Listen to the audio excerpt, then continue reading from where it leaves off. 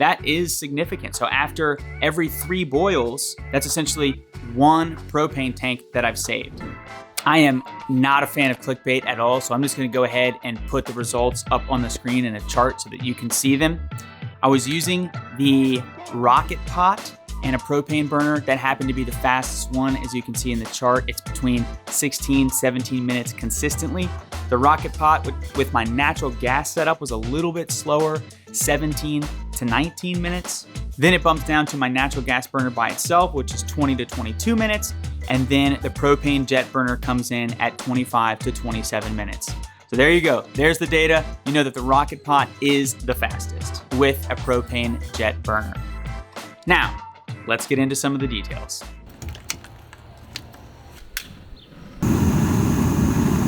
We've all been there. We've all been standing around a crawfish pot talking about your recipe, what the person's doing wrong, whatever, just critiquing them and talking about how long it takes to boil, all that stuff. Now we have the data that kind of shows it, but the details of this test are that I started with 50 quarts of water every single time for every test.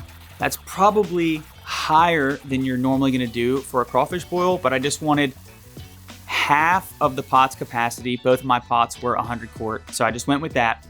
Every time I did a test, I started with a cold pot, and the water was between 68 and 70 degrees Fahrenheit for every single test, and I did over 18 tests total, so at least 4 tests in each configuration. Yeah, 70 degrees. The rocket pot specifically has all these little nubs welded on the bottom that increase the surface area. So they claim that you're gonna get a faster boil because you increase the surface area without making a really wide pot. And you can see in the data, it absolutely works. Setting it up with the jet burner was by far the fastest, and I was surprised that my natural gas setup came in second place and beat just the propane jet burner by itself. Because in my research, I have a natural gas hookup in the back of my house. I was researching, hey, can I just boil crawfish with natural gas? A lot of the stuff online, people were like, no, it's gonna take forever. It's not gonna be a good setup. It's not gonna work. That's definitely true for some setups. The burner that I'm using has 32 jets on it, and I don't know the exact BTUs that it puts out, but the company that I bought it from, they claim, and I'm not getting close to this, but they claim 320,000 BTUs per hour. I'm not getting that, and I'll tell you why. My hookup is at the very end of my house's natural gas run. So I've got a pipe that goes through the entire house. It feeds everything else first. So you're going to get a pressure drop with all the bins that I have, and then a reduction in the diameter by the time you get to my outside. But even with that, I'm still able to boil in about 20 minutes, even without the rocket pot, which I think is very good. I'm totally happy with that. 20 minutes seems reasonable, especially because using that same pot with a propane jet burner, it was taking about 25 minutes. So it's 5 minutes faster. So if you have a natural gas hookup, definitely check out this burner. I'll put it in the description below. I think it's great. It is pricey, but think about it that you have the convenience of not having to worry about going to get propane, and it will end up being, at least right now, a little bit cheaper.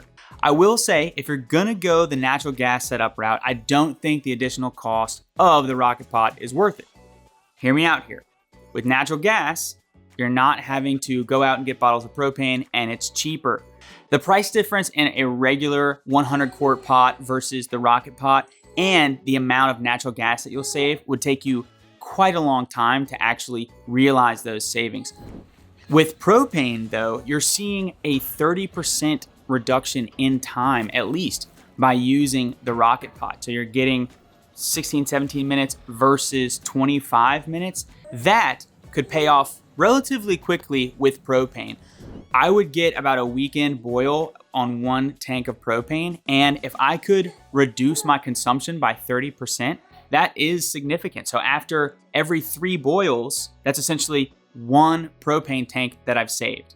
If you're someone who likes to boil crawfish a lot, or maybe you're into homebrew and you're doing a lot of boiling for beer, that could add up significantly over time. Let me clarify this real quick because it is heavily setup dependent. So I said If I'm doing 3 boils, I save 1 propane tank. That is what happened for me. But a better thing to say would be that every time I do a boil, I'm boiling water 37% faster on the rocket pot versus the traditional pot. So every boil that I'm doing, I'm saving 37% propane.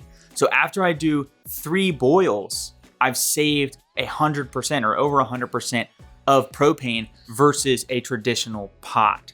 So that's a better way to look at it, is you're going 37% faster, you're saving 37% of propane, which could be significant. And also I do want to point out, it's very setup dependent, and it also depends on if you swap propane tanks versus if you refill propane tanks. Swapped propane tanks are traditionally only filled to 75%.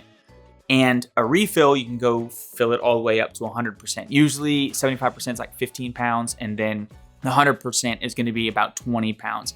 Now, I don't think that's in all cases, but usually, and if you actually run the numbers, you're paying more per gallon of propane for the swap than you are for a refill. So keep that in mind as well. So go ahead and check out the links in the description to check out the Cajun rocket pot, as well as the natural gas burner that I have set up. I think they're both awesome. I'm gonna stick with my regular pot with my natural gas setup, but if I had a propane setup, I absolutely would look into the rocket pot. Speeds everything up. I think it's a really cool product. Just wanted to showcase that for you guys. I will also say this is not a sponsored video. I wasn't sent anything. I actually borrowed that rocket pot from a friend, so I didn't even buy a rocket pot. The only thing that I bought and own is the regular pot and the natural gas burner. So if you're interested in that stuff, check out the description.